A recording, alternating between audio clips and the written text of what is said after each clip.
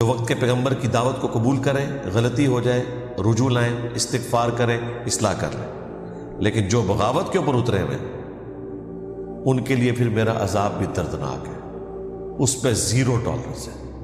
صحیح بخاری میں حدیث ہے، نبی علیہ السلام ایک چوراہے سے گزرے، کچھ اصحاب آپس میں مزاح کر رہے تھے اور ہنس رہے تھے، آپ کھڑے ہو گئے، آپ نے ان کی طرف دیکھ کے فرمایا جو کچھ میں جانتا ہوں نا، اگر تم جانتے ہوتے بہت کم ہنسا کرتے، زیادہ رویا کرتے۔ نبی علیہ السلام کو تو پتا تھا کہ آندہ کیا ہونے والا ہے انسان کے ساتھ، اگر اسے آخرت کی فکر ہے،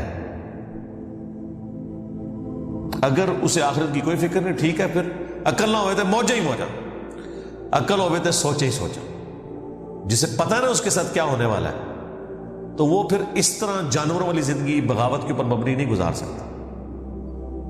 مجھے بتائیں دنیا میں کسی کسان کو لاکھ کوئی ایک تسلی دے کہ بھائی اللہ کی رحمت بہت بڑی ہے، تمہیں نہ تو ہل چلانے کی ضرورت ہے زمین میں، نہ کوئی دانہ ڈالنے کی ضرورت ہے، نہ کھاد ڈالنے کی ضرورت ہے، اللہ روزی دینے والا ہے، اپنی زمین کو اللہ کے آسرے پہ چھوڑ دو، خود بخود بارش ہوگی، اس میں سے گندم نکلے گی، گندم پھر پک جائے گی تو پھر اسے کاٹ لینا، تمہارے سال کے دانے پورے ہو جائیں گے۔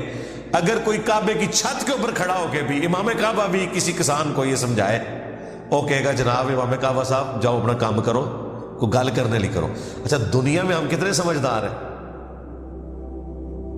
کسی شخص کا مرتبہ، کسی شخص کا رعب ہمیں کبھی اس بات پہ قائل نہیں کرے گا کہ ایسا ہوتا ہے، کیونکہ ہمیں پتہ ہے بھی میری دنیا کا نقصان ہو رہا ہے، اور جہاں آخرت کا نقصان ہو رہا ہے وہاں بھلے آپ کو ہزاروں لوگ بتائیں کہ بھائی اس طرح نہیں ہے، اللہ تعالیٰ نے پکڑ لینا ہے، وہ آگے کہ جی وہ جی میرا اور اللہ کا معاملہ ہے، تو اپنی کمر ہی جانا، میں اپنی کمر ہی جانا، یہ سوال کا جواب دے رہے ہوتے ہیں۔ اس کا مطلب آپ کو پتہ ہے کتنا خطرناک ہے؟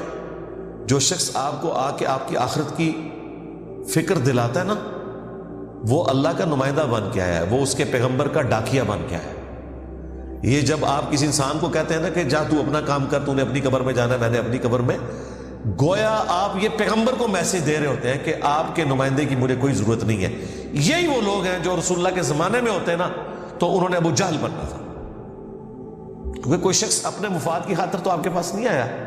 اگر وہ آپ کو کہتا ہے کہ یار 5 وقت کی نماز پڑھو، حلال اور حرام رزق میں فرق کرو، پکڑے جاؤ گے اگر رزق حرام کمایا، نہ تمہاری نمازیں کام آئے گی، نہ تمہارا کوئی حج کام آئے گا، نہ کوئی اور نیکی کام آئے گی۔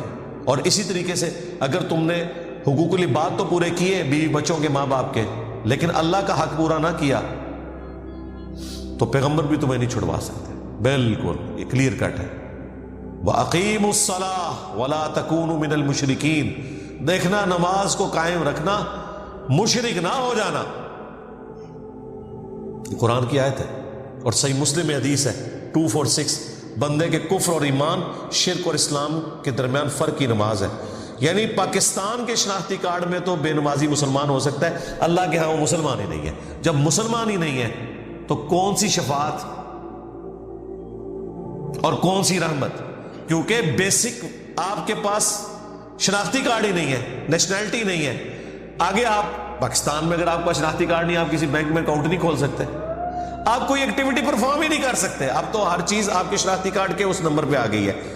تو اسلام کا شناختی کارڈ ہی اگر ختم ہو گیا، کسی شخص نے خدا کو نان سیریس دیا، تو آگے اس نے کیا کرنا ہے؟ نبی علیہ السلام نے فرمایا اسلام کی بنیاد ہی 5 چیزوں کے اوپر ہے۔ اللہ اور اس کے رسول کی شہادت دینا پہلے نمبر پہ، دوسرے نمبر پہ 5 وقت کی نماز کو قائم کرنا، پھر زکوٰۃ دینا، اور پھر حج کرنا اگر استطاعت ہو، اور 5ویں نمبر پہ رمضان شریف کے روزے۔ اس کے بغیر تو اسلام ہے ہی نہیں، عمارت ہی، یعنی بنیاد جب اس کے اوپر، جب بنیاد ہی نہیں ہے تو عمارت نیچے آ جائے گی۔ یہاں لوگ کہتے خیر ہے اللہ نے آخر بخش ہی دینا ہے، ایک پھیرا ہی لگے گا جی، توبہ توبہ توبہ۔ سورۃ الفرقان میں اللہ تعالیٰ نے فرمایا کہ جہنم ایک لمحے کے لیے بھی بری جگہ ہے اور ہمیشہ رہنے کے لیے بھی بری جگہ ہے۔ ہاں جہنم تو بہت بڑی چیز ہے، بولے اعوذ باللہ تعالی، اللہم اجرنا من النار بخاری مسلم میں حدیث ہے کہ جہنم کی آگ دنیا سے 70 گنا تیز ہے. دنیا میں کوئی شخص موم بتی کے فلیم کے اوپر 1 منٹ کے لیے اپنا ہاتھ نہیں رکھ سکتا ایسے. اور یہ شخص کہہ رہا ہے جی 1 پھیرا لگے گا. اور یار جو موم بتی کے اوپر ہاتھ نہ رکھ سکے اس کا اتنی دیدہ دلیری کے ساتھ کہنا 1 پھیرا لگے گا، 1 پھیرے والی تو بات ہی نہیں ہے بھائی. جب تک سارے گناہوں کا عذاب نہیں کوئی بھگتے گا وہ کبھی بھی جہنم سے نہیں نکالا جائے گا. نبی الاسلام کی بھی جو شفاعت ہے وہ کنسیشن ہوگی، یعنی کسی نے 10,000 سال رہنا ہے تو چلو 1,000 سال اس کا معاف ہو جائے گا، بچنا کسی نے نہیں. سیدھی سی بات ہے. تو یہ بالکل واضح آیات ہے اور نبی الاسلام کو کہا جا رہا ہے نبی، خبر دے دو. نبی بھی ہوتا ہے جو خبر دینے والا ہوتا ہے. عبادی، میرے بندوں کو، انی انا الغفور الرحیم، کہ بے شک میں بہت بخشنے والا مہربان ہوں، لیکن وَأَنَّ عَذَابِي هُوَ الْعَذَابُ الْأَلِيمُ، اور بے شک جو میرا عذاب ہے وہ بھی انتہائی دردناک ہے. اللہم انا نعوذ بک من عذاب جہنم ومن عذاب القبر ومن فتنة المحیا والممات ومن شر فتنة المسیح الدجال. یہ چونکہ آیت بہت کریٹیکل تھی، اس طرح کی جہاں جہاں آیات کریٹیکل قرآن میں آئی ہیں نا، میں ان کے اوپر تفصیلاً گفتگو کرتا ہوں تاکہ اس کو آپ آسانی سے یوں گزار نہ دیں. ویسے تو قرآن پورے کا پورا ہی امپورٹنٹ ہے، لیکن اس میں بھی 6,500 آیات میں سے چند درجن آیات ایسی ہیں جو اپنے اندر وہ مضمون سموئے ہوئے ہیں کہ جو اسٹیبلش دین ہے اس سے بالکل مختلف ہے، جس کو ہم نے دین بنایا. اللہ تعالیٰ اپنے معاملات میں بالکل سخت ہے. اللہ تعالیٰ بڑا غفور رحیم ہے، جو مرضی کر دے رہو بخشش ہو ہی جانی ہے. تو سر اگر یہ کسی کا کانسیپٹ ہے نا تو اس کو قرآن کی الف بے نہیں پتا. ڈاکٹر اسرار صاحب رحمہ اللہ تعالیٰ میرے استاد ہیں، میں نے ان سے بہت کچھ سیکھا ہے. اللہ تعالیٰ ان کو نیک کاموں کا اجر دے اور ان کی برائیوں سے درگزر فرمائے. یعنی وہ بیان القرآن آپ سنیں نا تو لگتا ہے کہ یار قرآن جس طرح نازل ہوا ہے وہ اس طرح پریزنٹ ہو. جس نے قرآن نہیں پڑھا نا وہ تو یہی سمجھتا ہے کہ شاید اللہ تعالیٰ کو ایک بوڑھی نانی اماں ہے جس نے یہ لوگ پیدا کیے ہیں اور ایک شغل ملا گیم ہے، اینڈ پہ ساروں کو ہی چھوڑ دے گا. جناب اگر یہ معاملہ ہوتا تو انبیاء اور کتابیں آتی. امام محمد غزالی نے کیمیائے سعادت میں لکھا ہے کہ جو علماء ممبروں پہ چڑھ کے لوگوں کو یہ بتا رہے ہیں نا کہ اللہ تعالیٰ بڑا غفور الرحیم ہے اور وہ سب کو بخش دے گا چاہے جس طرح کی مرضی زندگی گزارو، وہ اصل میں یہ بتانا چاہ رہے ہیں کہ اللہ تعالیٰ کے پیغمبر جھوٹے تھے نعوذ باللہ، ان کے ساتھ جو کتابیں نازل ہوئی، یہ اس میں جو وعیدیں آئی ہیں کہ جو نافرمان ہیں ان کو دوزخ میں جھونکا جائے گا، یہ سب کا سب جھوٹ ہے اور وہ یہ صحیح کہہ رہے ہیں. پھر امام غزالی کہتے ہیں ایسے علماء واجب القتل. میں آج کے کسی میٹھے میٹھے مبلغ کے اوپر قتل کا فتویٰ نہیں لگا رہا. امام غزالی کہہ رہے ہیں کہ جو اس قسم کی رحمت کی آیات سنا سنا کر ان کا غلط مفہوم بیان کر کے خدا سے دور کر رہے ہیں.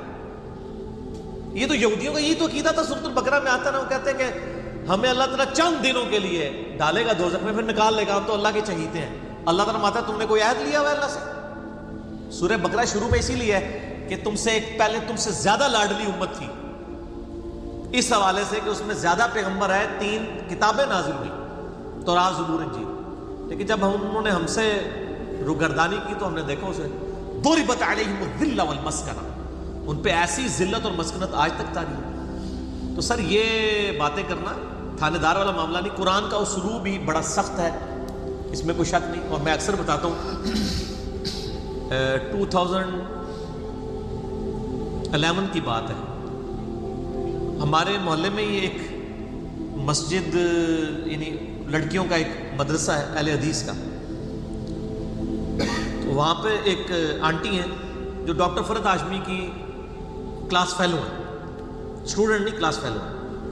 تو وہ رمضان میں دورہ قرآن کرواتی تھی. تو میں نے اپنی وائف کو کہا، اس وقت 3 بچے تھے ماشاءاللہ 4 ہیں، میں نے کہا میں بچے سنبھالتا ہوں، تم نہ رمضان میں پورا قرآن گو تھرو کرو. وہ صبح 9 سے لے کے 12 بجے تک ایک پارہ کور کرواتی تھی، پورے رمضان میں قرآن ختم. میں کہا تیری جدی پشتی کسی نے پورا قرآن نہیں ترجمے نال پڑھا ہونا اس طریقے نال، تو تے اللہ دی بندی پڑھ لے. اچھا جب وہ قرآن پڑھ کے مکمل ہو گیا کورس، میں نے اس کو کہا کہ تم نے کیا سیکھا؟ اس نے ایک جملے میں کنکلوڈ کیا، اس نے کہا جی مجھے جس خدا کا تعارف کروایا گیا تھا نا اس معاشرے کی طرف سے اور میرے ماں باپ کی طرف سے، وہ خدا کوئی اور ہے، اور جو خدا قرآن میں ہے نا وہ کوئی اور ہے۔ میں نے کہا کیا مطلب؟ اس نے کہا خدا تو بڑا ڈاڈا ہے۔ یہ تھانے دار اور یہ وہ اس طرح کے ٹرمز ڈیوائز کر رہے ہیں، آپ ذرا قرآن تو پڑھ کے دیکھیں۔ قیامت کے دن اللہ نے اپنا نام کیا رکھا ہوا ہے؟ للہ الواحد القہار، لمن الملک اليوم، للہ الواحد القہار۔ آج کے دن کس کی بادشاہت ہے؟ اس اکیلے قہار کی جو سب پہ چھایا ہوا ہے۔ سورۃ المومن میں آتی ہے آیت، جسے سورہ غافر بھی کہتے ہیں۔ پھر صحیح بخاری میں حدیث ہے، نبی صلی اللہ علیہ وآلہ وسلم ایک چوراہے سے گزرے، کچھ اصحاب جو ہیں وہ ہنس رہے تھے، آپ رک گئے۔ آپ نے فرمایا جو کچھ میں جانتا ہوں نا تم جانتے ہوتے تو بہت کم ہنستے، زیادہ روتے۔ تو نبی علیہ السلام کا تو مبارک زندگی میں تو بڑی سنجیدگی ہے۔ اگر کوئی یہ سمجھتا ہے کہ بغاوت کی زندگی گزارے، اپنی مرضی کی زندگی، نہ، دنیا جو اللہ کی مرضی کی گزارے گا آخرت پھر اس کی مرضی کی ہوگی، لیکن جو اپنی مرضی کی دنیا گزارے گا آخرت پھر اللہ کی مرضی کی ہوگی، یعنی دوزخ میں۔